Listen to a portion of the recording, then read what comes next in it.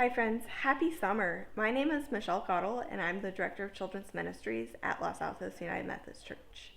Today for our Family Friday segment, I'm going to answer the question I think every parent is asking. What do I do with my kids this summer?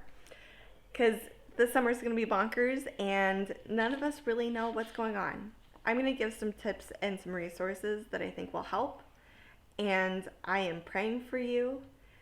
I think this summer is going to take a lot of grace because every day will not be perfect. But you can definitely still have a fun summer.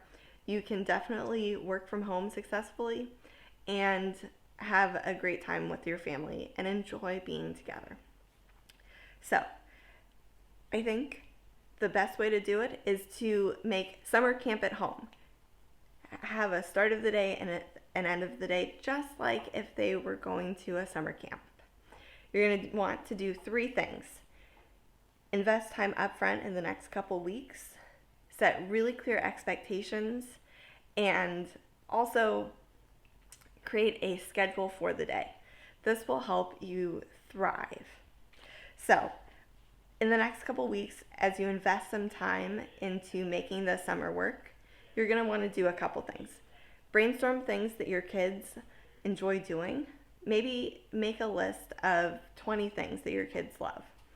Ask them what they enjoy about summer camps and what they're missing. Figure out what of those things they can do at home, because a lot of it can happen. Maybe they can't play soccer with their friends, but they can sing camp songs and do the crafts and go on a hike. Then you're going to collect some supplies so that your kids know what they can play with. This looks like books, games, craft supplies, indoor toys, outdoor toys. Put them all together and make it really clear what is off limits and what's on limits. I also think it's really okay to let them use the screens as much as you want, because screens are our friends sometimes and we all need to win. So don't worry about it. And then also spend some time investing in teaching your kids some life skills, like making their own lunch, cleaning up after themselves, finding something in their house. Help your kids know where to find things and teach your kids how to learn new skills on their own. You're going to teach your kids how to go onto YouTube to figure out how to do something, because you can learn anything on YouTube, and your kids probably know how to do it already. But doing these things will help limit the interruptions to your work day, and that's the most important thing. So after you've invested time, you're going to want to talk about expectations. What are your screen time limits? What can your kids do and not do? Are they allowed to make their lunch? Are they allowed to use the microwave? Can they turn on the stove? Are they allowed to use knives? That's just the kitchen. Figure out what you think are appropriate boundaries for their age and capability. You might also want to set some boundaries on how far they can go. For younger kids, it might be that you're allowed in your bedroom and the living room. For older kids, it might be that you can go to 3 houses down on your bicycle, or you're allowed to go to the school and play. Figure out what boundaries are appropriate for your family and your circumstance. And then you might also talk about your expectations for wearing a mask, for washing your hands when you come inside, things like that. Every family is different, so you have to figure it out and tell your kids what you expect of them. Okay.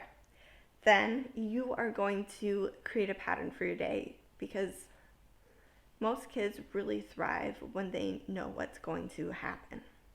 There's some kids that do not need a schedule and they'll be fine, but most kids need to know what's appropriate and what's not, and that makes them more confident. So at the beginning of the day, talk to your kids about their plans.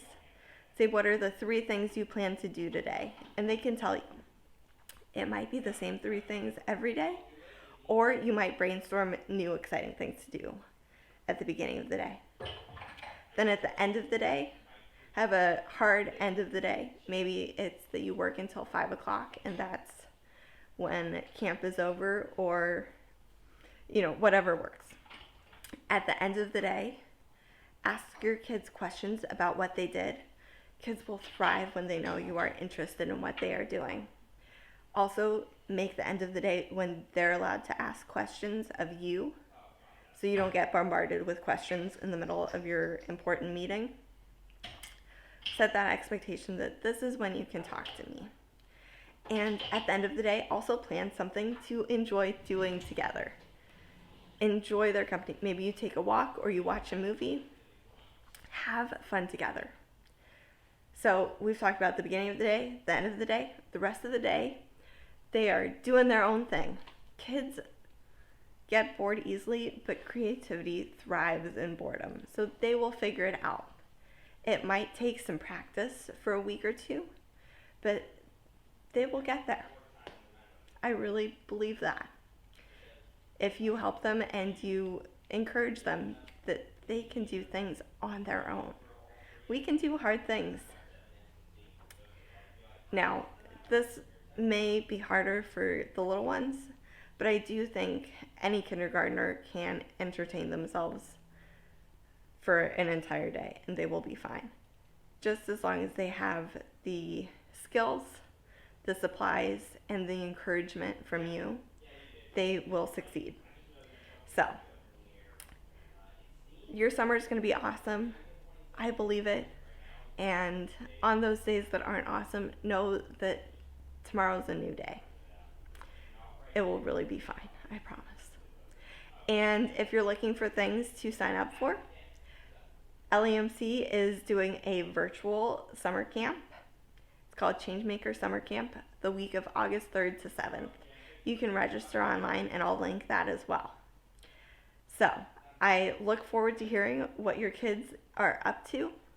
You can ask me any questions you have. I am available by phone and email.